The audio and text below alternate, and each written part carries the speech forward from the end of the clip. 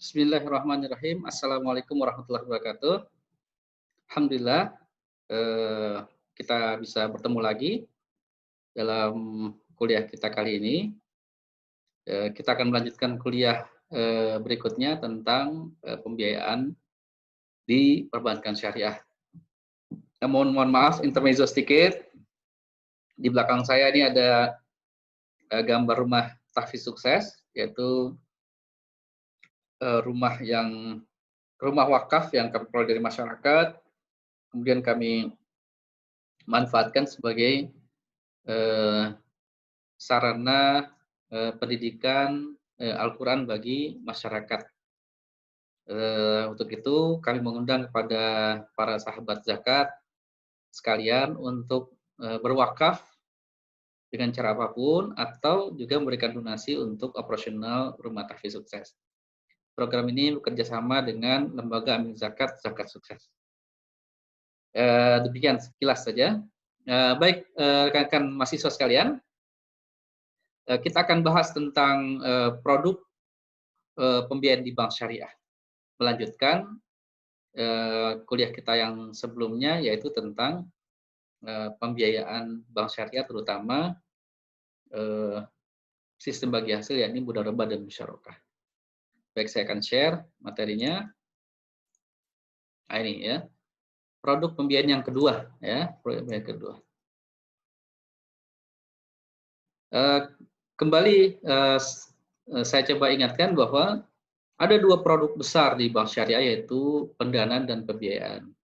Selain ini pastinya ada produk jasa. Operasionalnya seperti ini kira-kira skemnya. Produk pendanaan digunakan oleh perbankan untuk menghimpun dana masyarakat, ya, melalui produk giro, tabungan, dan deposito. Ya, selanjutnya oleh bank dana tersebut disalurkan ke proyek usaha, ya, dengan 3 akad utama, yaitu bagi hasil, jual beli, dan sewa. Ya. Nah, hasil usahanya itu berupa bagi hasil ataupun margin, itu akan dibagi hasilkan antara bank dengan para pemilik dana, atau kita sebut sebagai deposan, ya, dan pihak ketiga. Nah, kurang lebih seperti ini. Jadi produk pembiayaan yang akan kita bahas kali ini adalah produk pembiayaan yang berbasis pada akad jual beli. Nah, seperti kita ketahui, produk pembiayaan bank syariah itu ada 3 macam, ada 3 sistem, ya, sistem bagi hasil, sistem jual beli, dan sistem sewa. Sistem bagi hasil pekan lalu kita sudah bahas, yaitu produk mudharabah dan musyarakah. Ya, sistemnya bagi hasil. Nah, sekarang kita akan bahas tentang sistem jual beli. Ya, sistem jual beli ada 3 macam. Ya, ini murabahah, istisna, dan salam. Kuliah kali ini kita akan membahas tentang murabahah. Ya, apa itu murabahah? Nah, ini dia. Murabahah adalah transaksi jual beli barang. Nah, ya, transaksi jual beli barang sebesar harga perolehan ditambah margin yang disepakati.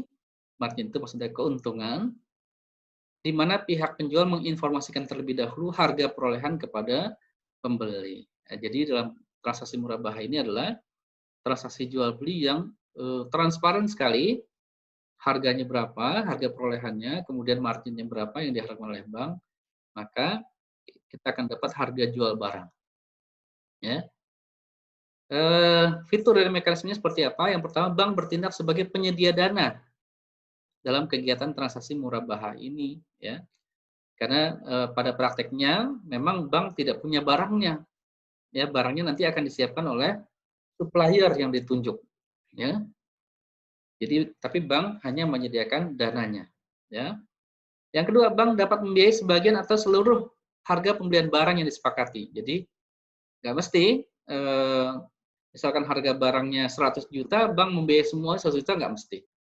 Ya, ini tergantung kesepakatan di depan saja. Nah, tapi biasanya memang prakteknya bank menetapkan maksimal pembiayaan, misalkan 80% atau 70%. Yang ketiga, bank wajib menyediakan dana untuk menyelesaikan penyediaan barang yang dipesan oleh nasabah, ya, karena memang barang ini harus dibeli cash, ya, sementara nasabah tidak punya dana cash. dana cash ini inilah yang disediakan oleh bank. Ya, bank membayarkan cash, kemudian dijual kembali kepada nasabah, nasabah mengangsur dengan cicilan. Yang keempat, bank dapat memberikan potongan yang dalam besaran yang wajar dengan tanpa diperjanjikan di muka. Nah, ini boleh. Ya. Skemnya seperti apa? Skemnya seperti ini, ya. Ada nasabah, ada bank, ya. Nah, sebetulnya akadnya hanya murabahah saja, tapi pada prakteknya kita juga mengikut sertakan akad lain, yaitu akad wakalah, ya, mewakilkan, ya. Jadi dalam akad murabahah ini antara nasabah dan bank menetapkan jenis barang yang akan dibeli, kemudian angsurannya seperti apa, nilainya, harganya disepakati, ya.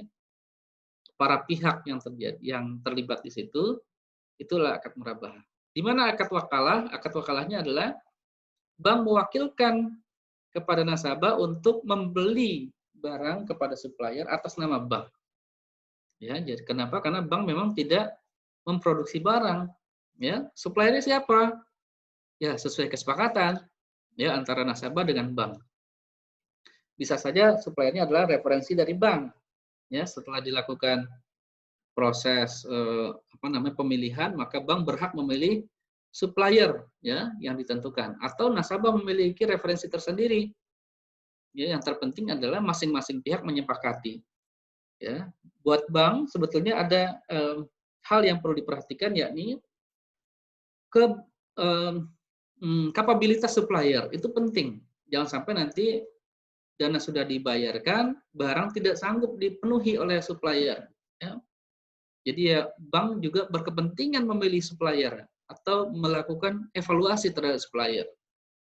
Bisa saja bank meminta sertifikat khusus ya atau pernyataan khusus dari misalkan asosiasi supplier tersebut, misalkan perumah, asosiasi developer dan lain-lain. Untuk apa? Untuk mengurangi risiko ya supplier tidak bisa menyediakan barang kepada nasabah.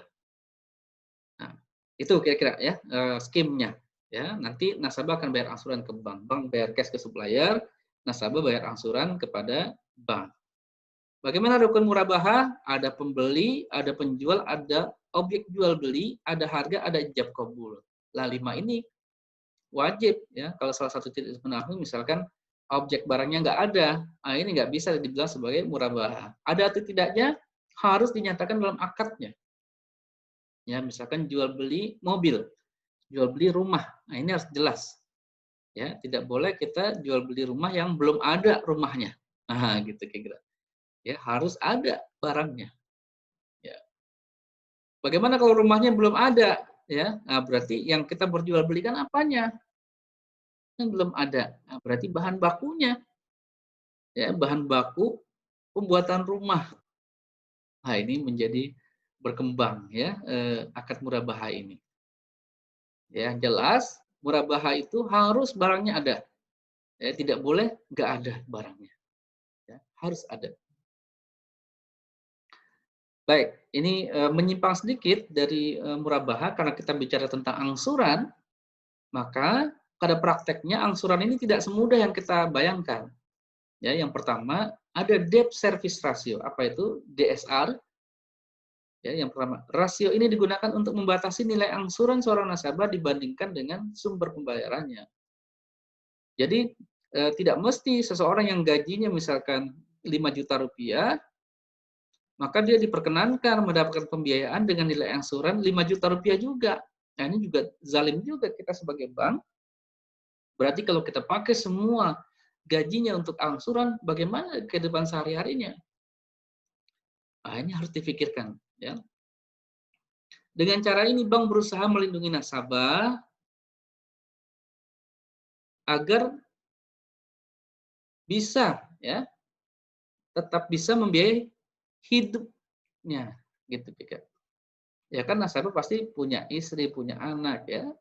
Mungkin anaknya sekolah, ya biaya pendidikan, bayar listrik, bayar air, bayar telepon dan lain-lain. Nah, ini jangan sampai terganggu. Kalau sampai terganggu, maka bisa jadi kemudian dia tidak bayar angsuran gitu ya. Jadi ini terkait dengan risiko ya.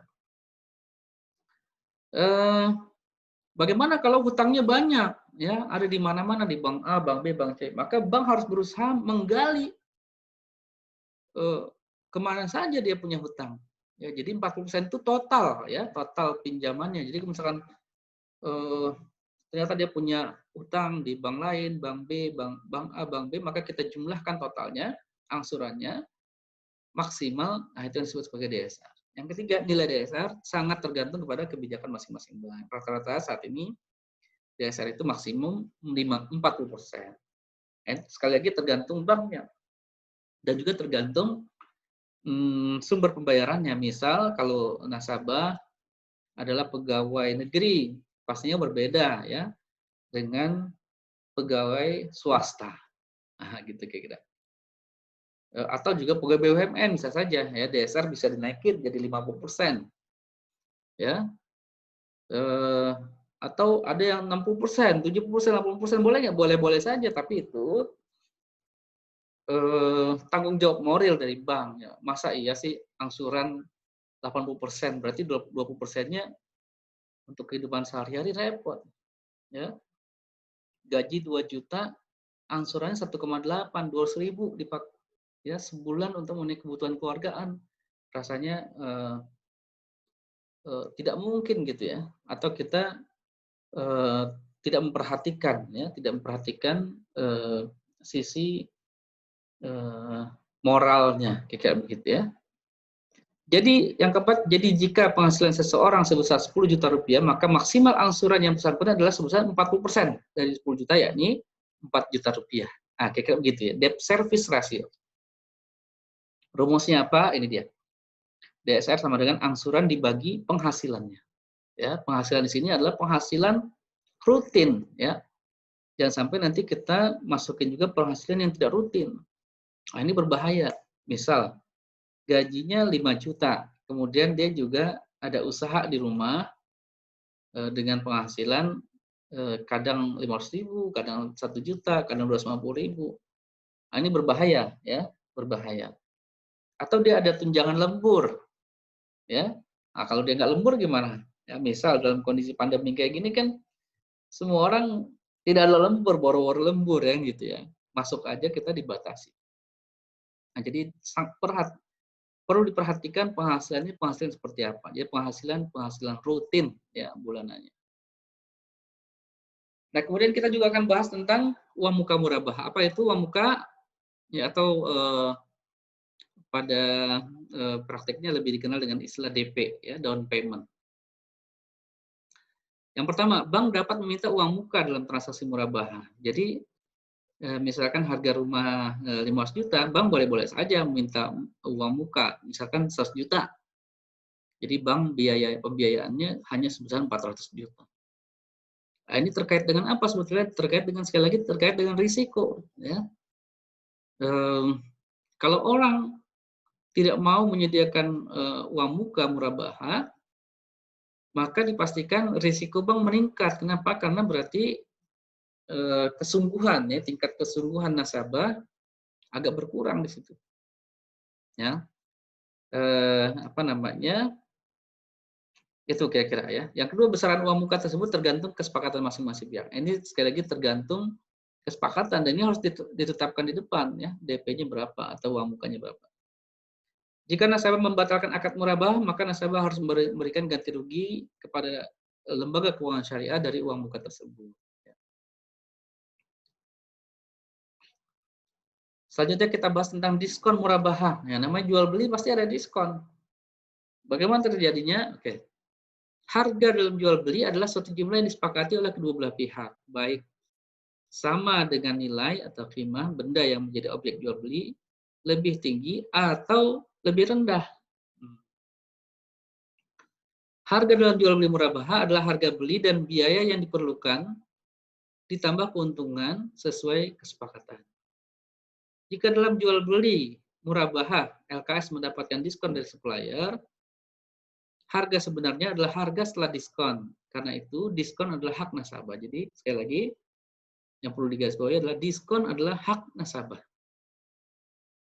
Ya misalkan apa namanya jual beli mobil, ya ternyata karena pembeliannya di akhir tahun ada diskon, ya. Diskonnya 5 juta. Dari harga misalkan 300 juta, diskon 5 juta. Ya, berarti tinggal 295 juta. Nah, itu menjadi hak nasabah 5 jutanya. Ya. Jika pemberian diskon terjadi setelah akad, ya, bagaimana? Maka pembagian diskon tersebut dilakukan berdasarkan persetujuan atau perjanjian yang dibuat dalam akad. Dalam akad, pembagian diskon setelah akad hendaklah diperjanjikan ditandatangani. Nah, ini boleh kita masukin dalam kesepakatan. Selanjutnya potongan pelunasan murabaha. Nah, apa itu potongan? Ya, ada diskon, ada potongan. Tadi diskon ada di depan, ya. Nah, kalau potongan pelunasan berarti ada di belakang pada saat nasabah melunasi pembiayaannya. Ya, misalkan, ya, ini jika nasabah dalam transaksi murabaha melakukan pelunasan pembayaran tepat waktu atau lebih cepat dari waktu yang disepakati, lembaga keuangan syariah boleh memberikan potongan dari kewajiban tersebut. Misal, disepakati pembelian rumah, ya, selama jangka waktu 10 tahun. Tapi di tengah jalan, setelah 8 tahun, nasabah punya rezeki untuk melunasi angsurannya. Dia lunasin. Nah, itulah, ya, bank dapat memberikan potongan pelunasan. Ya, besar potongannya bagaimana? Ya, ini tergantung kebijakan dan pertimbangan lembaga keuangan syariah, ya, diperkenankan. Potongan tagihan murabaha, kalau tadi pelunasan, ya, nah sekarang tagihannya, artinya angsuran bulanannya, ya. Lembaga keuangan syariah boleh memberikan potongan dari total kewajiban pembayaran kepada nasabah dalam transaksi murabaha yang telah melakukan kewajiban pembayaran cicilannya dengan tepat waktu dan nasabah mengalami atau nasabah mengalami penurunan kemampuan bayar. Ya, misal bank bisa saja memberikan bonus, ya, bagi nasabah yang membayar angsuran tepat waktu. Nah, ini untuk meningkatkan semangat bayar cicilan, ya. Dikasih potongan, ya. Misalkan angsuran 1 juta, nah kalau dia tepat waktu dapat potongan 10%, bisa-bisa saja. Atau dia mengalami penurunan kemampuan bayar, ya bisa saja kita kasih potongan, ya. Harusnya 1 juta jadi 700.000 misalnya. Pastinya, nah ini besarnya potongan sebagaimana dimaksud di atas diserahkan kepada kebijakan lembaga keuangan syariah, ya, bukan kesepakatan. Bukan kesepakatan, bukan, ya. Karena kesepakatan awal kita pengen transaksi ini lancar, ya, tidak ada masalah. Pemberian potongan tidak boleh diperjanjikan dalam akad. Nah, ini dia. Tidak boleh diperjanjikan. Nanti aja kalau kejadian seperti apa. Karena dia merupakan hadiah dari bank, maka ya tidak bisa diperjanjikan. Baik. Selanjutnya penyelesaian piutang murabaha nasabah yang tidak mampu bayar. Jadi rekan-rekan sekalian, transaksi di bank syariah tidak mesti semuanya lancar. Memang hampir bisa dipastikan setiap produk pasti ada resiko, ya, resiko kreditnya. Ada yang tidak mampu bayar, ada. Nah, bagaimana ini? Yang pertama, objek murabaha atau jaminan lainnya dijual oleh nasabah kepada atau melalui LKS dengan harga pasar yang disepakati. Jadi misalkan dia nggak sanggup bayar, maka rumahnya kita jual. Yang jual siapa? Nasabah boleh. Atau dia percayakan kepada bank untuk menjual dengan harga yang disepakati. Ya, biasanya atau bisa dengan jual sukarela atau melalui lelang. Ya. Yang kedua, nasabah melunasi sisa hutang kepada LKS dari hasil penjualan. Jadi hasil penjualannya ini harus masuk ke rekening bank syariah atau lembaga keuangan syariah untuk pelunasan sisa hutang. Apabila hasil penjualan melebihi sisa hutang, maka LKS mengembalikan sisanya kepada nasabah. Misal sisa hutang kepada LKS tinggal 40 juta. Rumah dijual 150 juta, ya, cukup 40 jutanya saja. Sisanya dikembalikan kepada nasabah. Apabila hasil penjualan lebih kecil dari sisa utang, maka sisa utang tetap menjadi utang nasabah. Jadi, misal sisa utang 40 juta, ternyata penjualan rumahnya atau penjualan mobilnya drop terus menjadi 30 juta, jadi ada sisa 10 juta, maka itu menjadi utang nasabah kepada bank.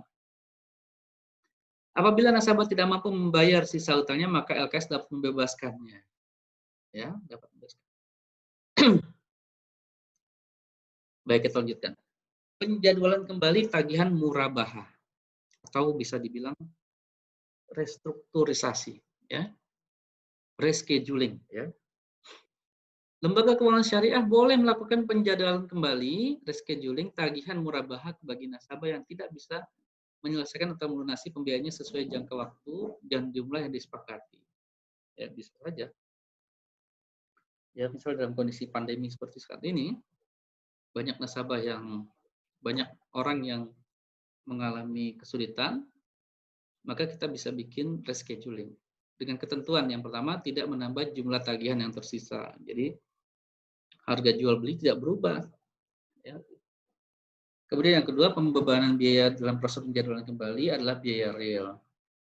Tapi dalam proses penjadwalan kembali ini kan pasti ada biaya. Ini boleh dikenakan pada nasabah, tapi sesuai dengan biaya real saja. Ya sama seperti di rumah sakit ya, rumah sakit kalau orang masuk rumah sakit dengan perawatan langsung maupun dengan ICU pasti harganya berbeda ya. ICU pasti lebih mahal. Kayak begitu, ada biaya-biaya tambahan ya. Yang ketiga, perpanjangan masa pembayaran harus berdasarkan kesepakatan, disepakati kedua belah pihak. Selanjutnya konversi akad murabaha. Nah ini. Jadi bisa dirubah ya, mengubah akad.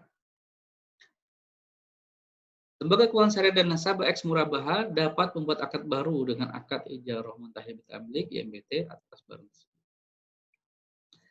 atau akad mudharabah atau akad musyarakah. Ini pastinya atas dasar kesepakatan masing-masing pihak. Ya. Kenapa sih ini terjadi biasanya? Karena ada masalah dalam angsuran ya atau dalam kemampuan bayar nasabah ya.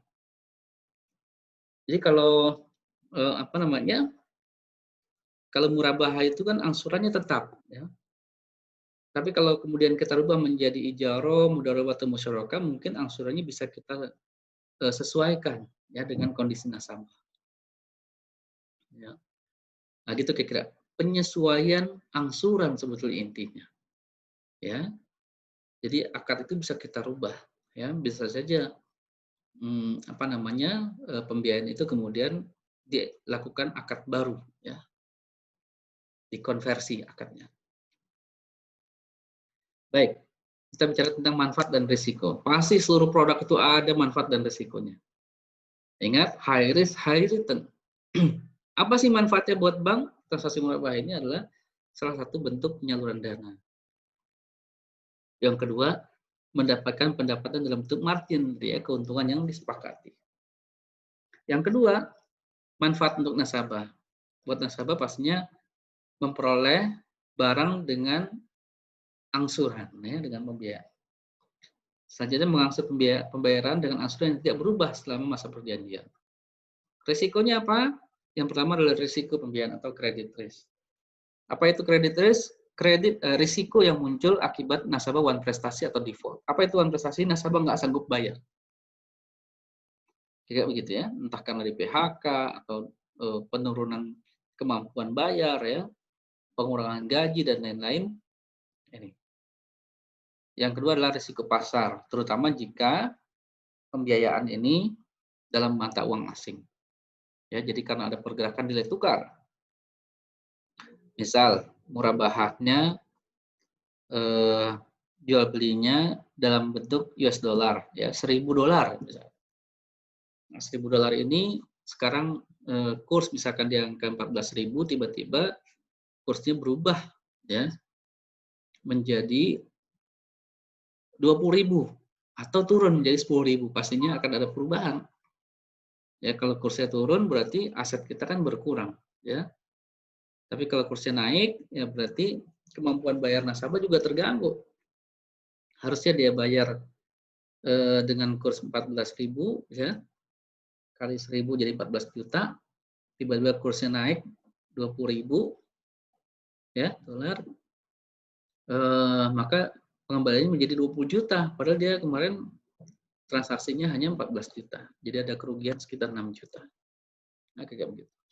Nah, kalau yang harus dibayarnya naik, maka buat bank juga resikonya naik. Khawatir nasabah tidak sanggup bayar, kayak gitu. Selanjutnya referensi. Referensi, setiap produk pasti ada referensinya. Ingat ya, ada PBI, Peraturan Bank Indonesia, maupun fatwanya. Nah, PBI-nya ada 2, fatwanya ada 9. Ada fatwa murabaha, wakalah, uang muka dalam murabaha, diskon dalam murabaha, potongan pelunasan murabaha, potongan tagihan murabaha, penyelesaian piutang murabaha bagi nasabah yang tidak bayar, penjadwalan kembali tagihan murabaha, dan terakhir adalah konversi akad murabaha. Ini semuanya tadi sudah kita bahas dalam slide yang sebelumnya. PBI tentang transparansi produk dan juga tentang pelaksanaan prinsip syariah. Contoh kasus, nah ini ya. Misal ya, Pak Iwan ingin beli rumah seharga 400 juta. Bagaimana skim pembiayaan dari Bank Syariah? Diketahui Pak Iwan gajinya 5 juta rupiah per bulan. Istrinya juga pegawai dengan gaji 3 juta per bulan. Apakah akan disetujui oleh bank? Nah, kita lihat ya. Nah ini ya, biasanya bank mensyaratkan DP atau tadi uang muka ya, uang muka murabah sebesar 30% ya. Sekali lagi ini terkait dengan risiko ya. Risiko. Baik. Jadi pembiayaan maksimal yang bisa diberikan oleh bank adalah 70% kali 400 juta yaitu 280 juta. Sisanya 120 juta harus disediakan oleh nasabah. Itu yang pertama. Yang kedua, menentukan margin bank. Bagaimana caranya? Yang pertama adalah menetapkan IR. Ya, kita sudah bahas pada produk pembiayaan yang lalu yaitu IR singkatan dari expected return. Ya, penghasilan atau pendapatan yang diinginkan oleh bank. Misal ya 10% per tahun, maka margin untuk 10 tahun ya adalah ya, kita anggap tenornya 10 tahun angsurannya ya. Margin bank 280 juta, 280 juta ini adalah besaran pembiayaan bank ya. Kali 10%, kali 10 tahun dapatlah angka 280 juta. Maka angsurannya yaitu pembiayaannya berapa? 280, margin 280 selama 10 tahun dan 12 bulan, yaitu kita dapat angka 4,6 juta per bulan. Nah, apakah Pak Iwan sanggup? Nah, kita bahas di sini tentang DSR-nya.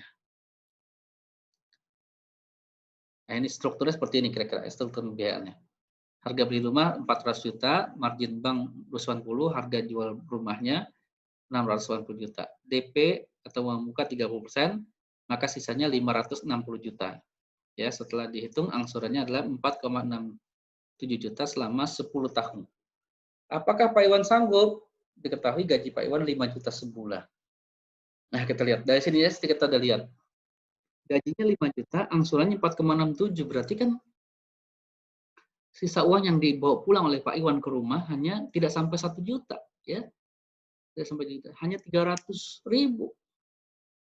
Bayangkan 300.000 untuk kehidupan sehari-hari, belum bayar transportasi, makan, minum, ya, kebutuhan susu, pendidikan dan lain-lain, listrik. Nah, ini dari sini kita bisa lihat bahwa ini pembiayaan Pak Iwan tidak bisa disetujui oleh bank, ya, gitu ya. Nah, ini dia. Biasanya bank menetapkan DSR 40%, ya, DSR. Berarti angsuran Pak Iwan maksimum 40% dari 5 juta, yaitu 2 juta rupiah. Artinya pengajuan pembiayaan Pak Iwan tidak akan disetujui oleh bank. Oke, sekarang gaji Pak Iwan diketahui 3 juta, jadi total suami istri jadi 8 juta. Maka angsuran maksimal adalah 40% ke 8 juta, yakni 3,2 juta. Tetap nggak cukup karena tadi angsurannya 4,6 juta. Jadi pengajuan Pak Iwan ini tidak akan disetujui oleh bank. Nah, gimana sih caranya agar disetujui berapa gaji minimal? Nah, gaji minimalnya adalah angsuran rumahnya 4,67 dari 40%, maka gaji minimumnya adalah sebesar 11.600.000. Sudah sampai sini? Ya, dia harus punya minimal atau ya Pak Iwan harus menambah DP-nya. ya. Tadi kita lihat DP-nya 30%, 120 juta. Nah, bisa saja Pak Iwan menambah DP-nya. Ya, pembiayaan bisa setuju ini, asal DP-nya ditambah misalkan menjadi 60%. Misal ya. Nanti silahkan dihitung kembali kalau DP-nya 60%. Berapa sih kira-kira angsurannya? Pasti akan berubah angkanya. Baik, sampai sini ada pertanyaan? Kalau tidak ada pertanyaan, saya tegaskan bahwa murabahah ini adalah produk yang paling sering dipakai di bank syariah. Hampir 80% transaksi pembayaran di bank syariah adalah murabahah. Ya, dengan demikian, saya berharap rekan-rekan mahasiswa bisa fokus ke produk ini, ya, fokus ke produk ini, ya, mengetahui lebih jelas detail tentang produk murabahah. Nah, jika nanti ada pertanyaan, silahkan isi komen di bawah ini. Insya Allah kita akan bahas, ya. Baik, untuk menambah pengetahuan rekan-rekan mahasiswa tentang produk murabahah ini, saya akan kasih tugas, ya. Yang pertama, kalian ya, upayakan mengunjungi bank syariah terdekat, bank syariah manapun. Dan saya bisa meyakinkan setiap bank syariah pasti ada produk murabahahnya. Nah, gitu ya. Kumpulkan produk atau penjelasannya. Kadang-kadang bank syariah juga nggak punya brosur, kadang-kadang ya, tergantung banknya. Tapi kalau dia ada ya, tinggal ambil saja brosurnya, baca yang jelas apa saja fitur-fiturnya, ya, penjelasannya, skemnya. Tapi jika memungkinkan, kalian bisa minta langsung penjelasan kepada pegawai bank, ya, bagaimana sih tentang murabahah tersebut. Atau lebih keren lagi kalau kalian memang pura-pura ya mengajukan pembiayaan gitu ya. Apa saja sih yang akan diberikan penjelasan oleh petugas bank. Kemudian untuk konfirmasinya ya, kalian silahkan menjelaskan produk murabahah ya. Jelaskan dalam video singkat maksimal 5 menit saja. Ya, mudah-mudahan kalian bisa memahami produk murabahah ini dan juga kalian bisa berbagi kepada masyarakat umum siapapun yang ingin tahu tentang murabahah. Baik, saya cukup sekian. Mudah-mudahan kalian bisa memahami produk murabahah ini. Sekali lagi jika ada pertanyaan silahkan tulis di kolom komentar di bawah. Ya, terima kasih. Mudah-mudahan nanti kita akan ketemu di produk-produk berikutnya. Assalamualaikum warahmatullahi wabarakatuh.